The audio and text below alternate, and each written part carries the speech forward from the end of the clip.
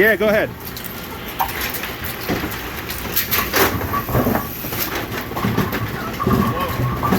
I told you, look, it's just like a Sherman. I'm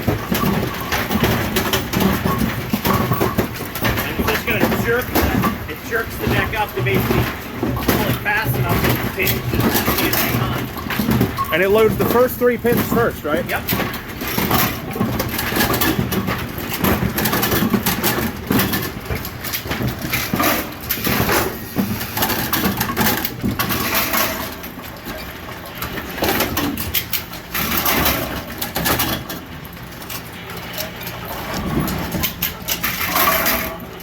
That is insane. Wow. I mean, so like when it wants to set a certain set of pins, It's controlling. yeah, it's like all these are electronic, so it just has to first, it'll always generally first clear out those first 3 pins. I saw that, yeah. And then it'll basically go, okay, I want to put a pin here. So then those are switches telling that each spot is full, right? Well, what tells it it's full is up here. That's got a little read thing. It senses the mountain. So it basically says there. And that's the one thing with these machines is when pins go somewhere they're not supposed to, the machine figures it out and it goes, oh crap, and it stops. That's what the arrow code is. Yeah. But I mean, you know, it's got tons of places like, it's like, this is here. Yeah. For telling when there's a pin in one of the pin hangers. And the chains on these are huge too. Yeah, those are 80, I think. 80 chains.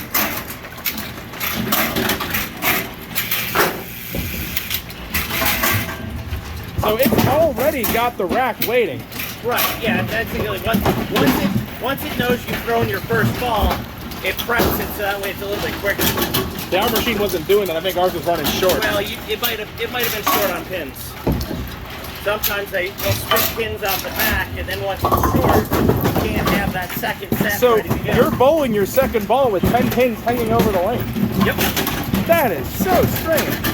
Now, do you know the plastic twister pins? Yeah. At one point we tried those, and they were bouncing around so much. One, they were breaking shit in the Pinsetters. Yeah.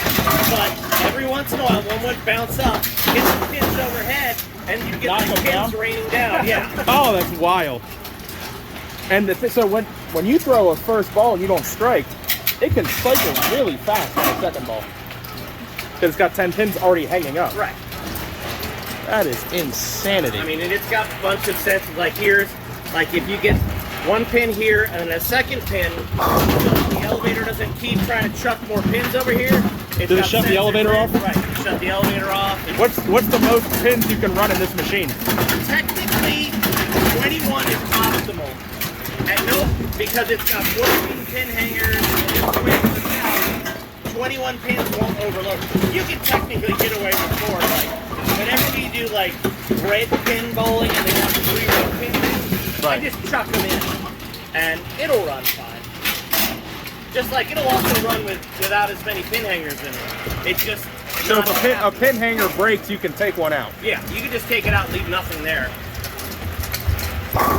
Yeah, during COVID and everything else where they basically had me running the plant by myself, Right. at least mechanic-wise, yeah, I had to make a lot of shortcuts. I'm sure. I've been there. It's actually pretty fast.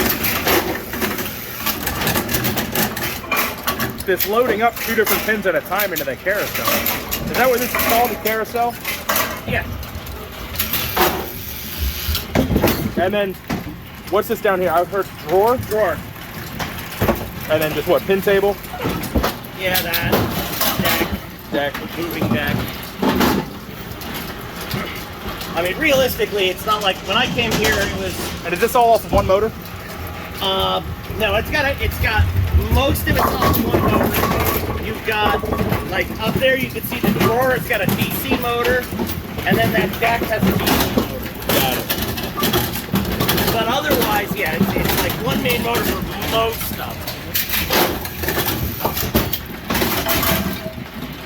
That is incredible.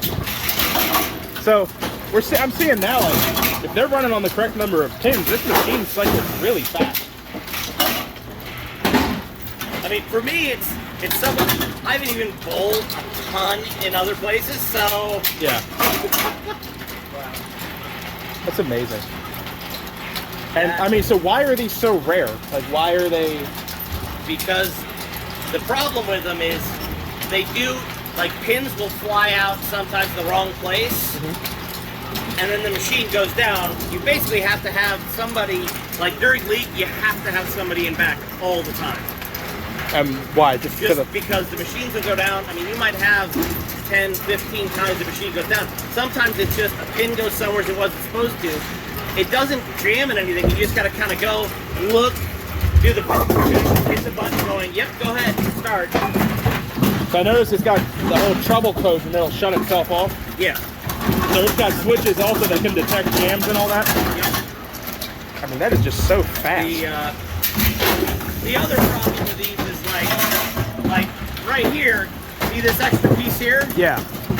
Originally, it was just this little roll of metal. That was an add-on after they basically, I mean, these are basically beta units, and they never really they never finalized it because stuff like that, I mean, that was like, this is bolted on. Right. And when were these produced?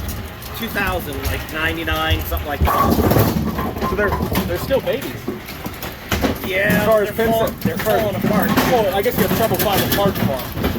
Yeah, I mean, they're still, because at least Mendes got bought by AMN, you know, then I think that got bought by Cubica. Right. The And they'll still sell as parts, but like those buckets in there, $28 a piece. Yeah, I'm sure it's not And they're cheap because it's making small batches. Yeah. But the pins, I know they make the pins. I've seen them on the website. Yeah. Oh yeah, pins. They're like, I think a movie box of pins, you're talking like 120. These are 239. Because they're custom made. Yeah. Yeah. But what basically, how often do the magnets blow out of the top? more of it than I'd like. I mean, it's not horrendous, but we try to get away with. We've got plenty of magnets. Well, as you can see, plenty of magnets laying around. Nice to see that. Yeah, So you can have it if you want. You have a way to replace these easily? Or they screw in or? Yeah, they just basically they're just pressed in. Pressed in. We just lately we've been using a glue called Black Cell and just glue it, push it. They don't necessarily stay forever, but they'll get us, like, if nothing else, they'll get us a good couple more months out of a pin. It's hard to say, once you glue it in, you don't really pay attention to it.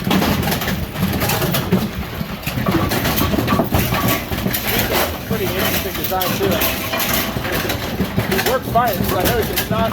They didn't refine it with these buttery. Yeah.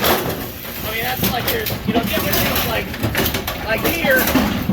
This is our most recent thing. This is a piece of PVC pipe to try and help the pins from falling backwards and getting stuck under there. Kind of helps them bounce and not. Now, if you get a pin caught there, and it'll back the elevator up, the elevator will know to shut off. Or it's got jam switches somewhere. Eventually, it will, because either a pin is going to get stuck in the elevator, so the elevator jams, and then this will realize the elevator can't move. Right. Or it'll just be pins are gone everywhere. This is monitoring the movement of the elevator. Right. So it's constantly checking itself. So once that stops due to a jam, it cuts off. Yep. That's pretty smart. So we have that on a Sherman. It's mechanical. There's a mechanical drive sprocket that'll pop out when it's detecting mechanically. One thing that's I don't understand why they did or didn't do it is That's fly out? is if I jam the carousel, Yeah. the machine doesn't realize that it's happening. And there's different ways it could realize it, but they didn't add that bit of logic into the machine. So what will happen when the It carousel just keeps trying to move. Eventually, it's going to stall something. Either is it belt driven? The carousel's yeah, it's a belt driven up there. So the belt can slip. It can slip a little, but it doesn't slip enough. Right. That's a pretty hefty belt too. Oh, that one, yeah. I mean, but what happens sometimes is that belt, because the carousel gets stuck, that belt will start dropping. You'll start hearing it, or eventually you might stop the circuit breaker from the main motor because it's heating up. Then Each pinsetter has its own unique challenges. Like you know, there's a lot of things industry-wide people come up with, but you guys are almost on your own. Yeah, there was a place out in Idaho. They recently, like 2019, they got rid of all theirs. And unfortunately, because that was right at the same time when the owner who owned this before the current owners lost the business, right in that window, I didn't get the opportunity to. They were going to let us just have any parts we wanted. Right. Yeah. That deal all fell apart. Yes. I mean, do you have any idea how many of these were made? No idea. Like I said, I don't know of many places at all in the country that have them. I know Canada has a couple. Canada has a couple. I mean, there was the one in Idaho. I think